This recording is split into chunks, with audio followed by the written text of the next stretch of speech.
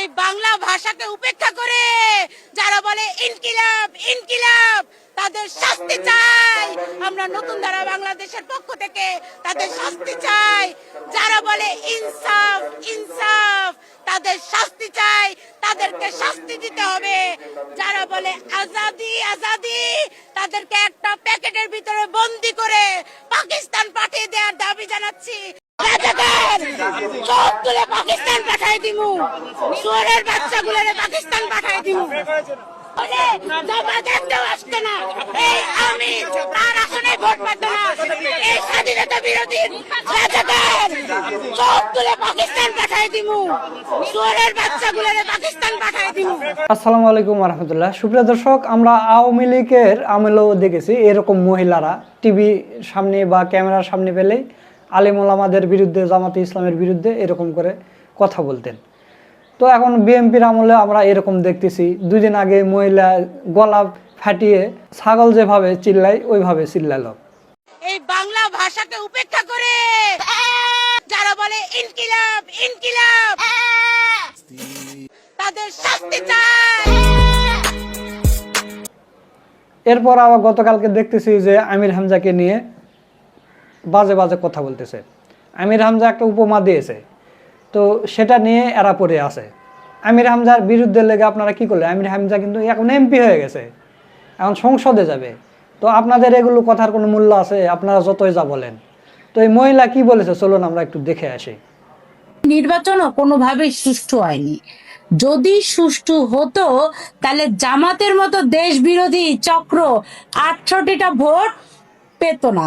আরে তাদের 18টা আসন পেত না, তাদের তো 1-2টা পাওয়ার কথা না।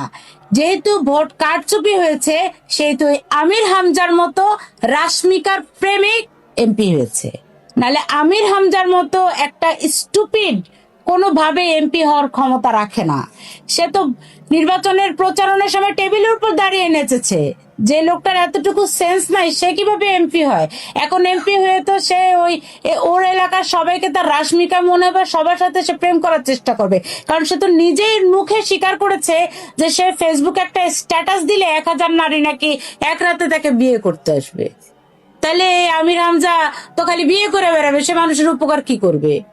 সুপ্রিয় দর্শক, শুধু কি মহিলা বিএনপিতে যোগ দিলে মানে একজন ভালো মানুষ তার বিবেক বুদ্ধি, তার মনুষ্যত্ব পৌঁছে যায়, সেটার একটা প্রমাণ আপনাদের দেখাবো। গণ অধিকার পরিষদের রাশেদ, সে আবার বিএনপিতে যোগ দিয়েছে। দেওয়ার পরে সে টক শোতে গিয়ে আমির হামজার সম্পর্কে কি বলতেছে যে আমির হামজা যদি সংসদে যায় কি করবে? তার পড়াশোনা আছে, সে তো কোরআন শরীফ পড়বে। কোরআন শরীফ সে সংসদে যায় অন্য কিছু বলতে পারবে না, কোরআন তেলাওয়াত শুরু করবে। তো স্পিকার যদি তাকে থামিয়ে দেয় তখন নাকি এই জামাত শিবিরেরা তখন বলে উঠবে এই যে কোরআনে বাধা দিয়েছে স্পিকার। এরকম কথা এই রাশেদ খান বলেছে, আপনারা একটু শুনেন। মনে করেন জাতীয় সংসদে যাবে এই যে আমির হামজা, তাই তো? কুষ্টিয়ার আমির হামজা, তো তার ওয়াজগুলো আপনি শোনেন নাই? তার মতন মানুষ যখন জামাত নমিনেশন দেয় এবং সে যে ধরনের বক্তব্য অতীতে দিয়েছে, সে আপনার সংসদে গিয়ে কি করবে? সে সংসদে গিয়ে কোরআন থেকে তেলাওয়াত শুরু করবে। এখন স্পিকার কি করবে? স্পিকার তাকে কি থামাইতে পারবে? যখন থামাইতে যাবে তখন বলবে যে এই যে দেখো কোরআনের তেলাওয়াত, আমাকে কোরআন চর্চা করতে দিচ্ছে না জাতীয় সংসদে। আজকে সংসদকে কি তারা বানিয়েছে আপনি এখন তো জনগণ অনেকে বুঝতেছে না, আমাদের জেনজি অনেকে বুঝতেছে না। আমার কাছে মনে হয় আমির হামজারা যেদিন থেকে সংসদে যাওয়া শুরু করবে, হ্যাঁ, তাদের বক্তব্য শুনবে। সুপ্রিয় দর্শক, এরা মনে করে যে আমির হামজা শুধু বোধহয় যে আরবি লাইনে পড়াশোনা করছে, কিন্তু আমির হামজা যে জেনারেল লাইনে অনার্স মাস্টার্স পিএইচডি করেছে সেটা কিন্তু এই রাশেদ খানেরা জানে না। রাশেদ খানেদের বিরোধিতা করতে হবে, জামাত শিবিরকে গালি দিতে হবে, যে কোনো মানে জামাত শিবিরের যেগুলো এমপি আছে তাদেরকে নিয়ে বাজে বাজে কথা বলতে হবে। তাছাড়া তো বিএনপিতে তাকে স্থান দেবে না। এই কারণে সে মিথ্যাচার করেছে। আমি রাশেদ খানকে বলতে চাই যে আপনার পড়াশোনা কি? আমির হামজা জেনারেল লাইনে অনার্স মাস্টার্স করেছে এবং সে আরবি লাইনে আলেম ফাজেল টাইটেল ডবল টাইটেল মানে কামেল করেছে, ডবল টাইটেলও করেছে। তো আপনার কি? আপনার পড়াশোনা কত দূরে ভাই? আমির হামজা যদি সংসদে গিয়ে বক্তব্য দিতে গেলে সে আরবি লাইনে না দিলেও চলবে, তার অনার্স মাস্টার পিএইচডি করা আছে। আপনার তো কিছু নেই। আর আপনাকে যদি এখন বলি যে ভাই আপনি একটা সূরার তাফসীর করেন, আপনি তো মুতে প্যান্ট ভিজে ফেলবেন রে ভাই। আপনি আমির হামজার বিরোধিতা করেন অন্যায়ভাবে, আর আপনি তো এখানে কোরআন অবমাননা করলেন, এই জন্য আপনাকে ক্ষমা চাইতে হবে। সুপ্রিয় দর্শক, শুধু ইনি নয়, আর একটা দেখলাম টক শোতে গিয়ে বলতেছে যে আমির হামজা নাকি তার এলাকায় ক্যারাম বোর্ড বন্ধ করে দিয়েছে, টেলিভিশন বন্ধ করে দিয়েছে।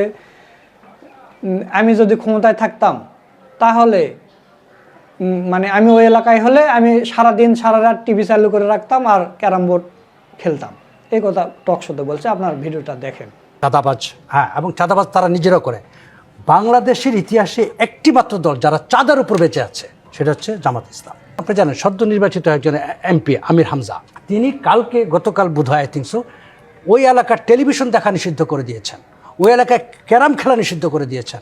এই যে নিষিদ্ধ করলেন একজন এমপি, পার্লামেন্ট মেম্বার, যিনি আইন প্রণেতা, তিনি যে বেআইনি কাজটা করলেন, তাকে গ্রেফতার করা উচিত ছিল। আমি যদি ওই এলাকায় হইতাম, আমি টেলিভিশন ছেড়ে রাখতাম সারা রাত, আমি দেখতাম কে আমাকে আটকায় না। সো এই যে নির্দেশ দেওয়া, বেআইনি নির্দেশ দেওয়া, একজন আইন প্রণেতা, উনি এমপি হয়েছেন কিন্তু উনি বেআইনি কথা বলছেন। সুপ্রিয় দর্শক, আপনারা ভিডিওটা দেখলেন, তো আসল ঘটনাটাকেই সেটা একটু আপনাদের জানিয়ে রাখি। সেটা হলো যে আমির হামজার ওই এলাকায় যখন তারাবির নামাজ পড়ে, সেই সময় এরা মসজিদের পাশে ক্যারাম বোর্ড খেলে, জোরে টিভিতে সাউন্ড দিয়ে টিভি দেখে। তো মুসল্লিদের সমস্যা হয়েছে, নামাজ পড়তে, তারাবির নামাজ পড়তে সমস্যা হয়েছে। হয়তো দেখা যায় যে সারা বছর অনেকে নামাজ পড়ে না, কিন্তু তারাবির নামাজটা পড়ে, রমজানের রোজা রাখে, এরকম আছে না? আবার সারা বছর নামাজ পড়ে না, কিন্তু শুক্রবারে একদিন করে নামাজ পড়ে, জুমার নামাজ।